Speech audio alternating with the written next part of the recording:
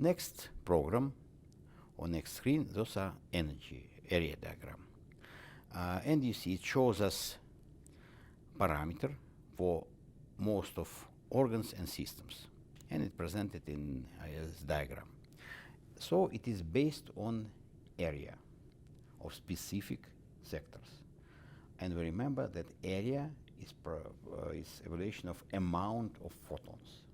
So it means how many photons emitted by this particular sector of finger. But then it is related, of course, to organ itself. So if organ is active, energetic, then there are high signal. If organ is weak or if channel is blocked, then we have much lower energy. So that's what we see here. You see, from analysis, it was normal energy, optimal zone. But if we look to area diagram, we see that many parts of this area are in low zone, some of them in normal zone, and we can see what does mean optimal. It is clear indication that this particular lady, she's apparently healthy, but she has lower energy.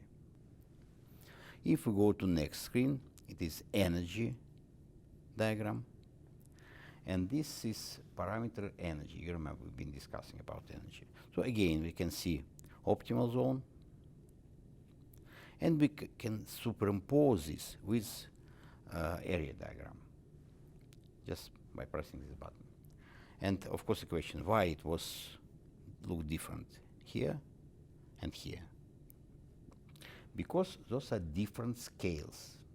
In this graph we present it in the scale of area, in amount of pixels that we are measuring.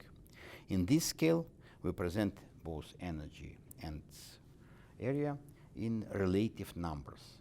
It's not absolute numbers. That's why they look differently. And if you look to more careful, then you see in this scale, 0 just in the middle. In this scale, it's different numbers, so 0 is down there. So that is why they look different. And what's the meaning of this screen? First of all, we evaluate energy reserve. So we have number down there that shows us energy reserve. And this is a reserve of our cells. Every cell of our body, as we told, those are energy station. And of course it has some potential. We can starve for 2 months without food, and our body will be functioning still. We can't get without water, but without food we can deal for a long time. Because we can use energy of our cells. If we need, for example, energy for sport, we send it to our muscles. If we need energy for brain, we send it to our brain.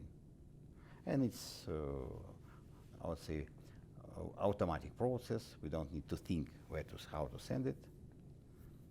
But there are, of course, some people who can make it voluntarily, who can move their energy along Kundalini, along their body, and send it where they want to. But for most of people, it works automatic. It's run by autonomic nervous system.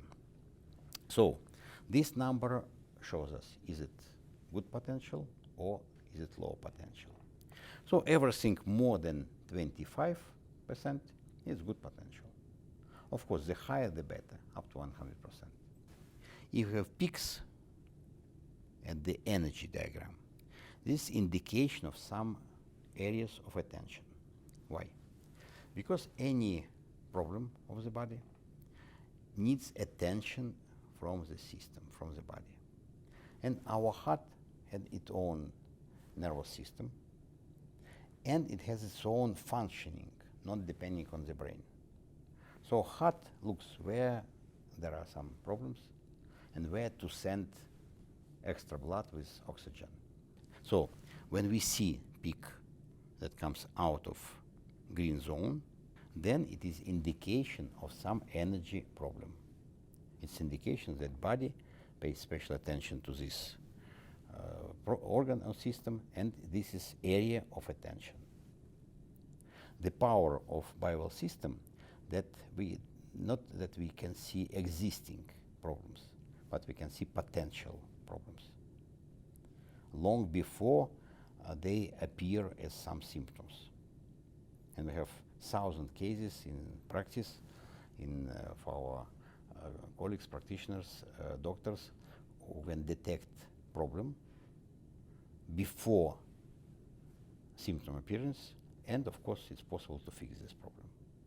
So the main goal is prevention, to keep people healthy, to keep them in well-being, but not to go to some real serious disease.